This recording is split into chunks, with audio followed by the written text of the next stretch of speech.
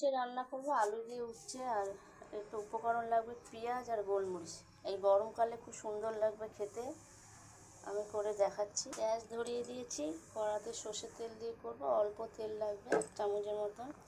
মেথি ফোড়ন দিলাম অল্প করে, মেথিটা ভাজবো না বেশি, ভালো লাগবে, পেটটা ঠান্ডা হবে। পেঁয়াজ দিয়ে দিলাম,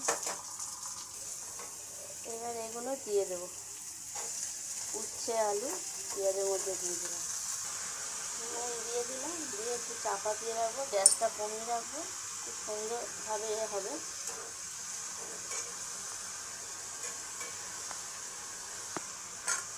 চাপা দিয়ে দিলাম, খুলে দেখি,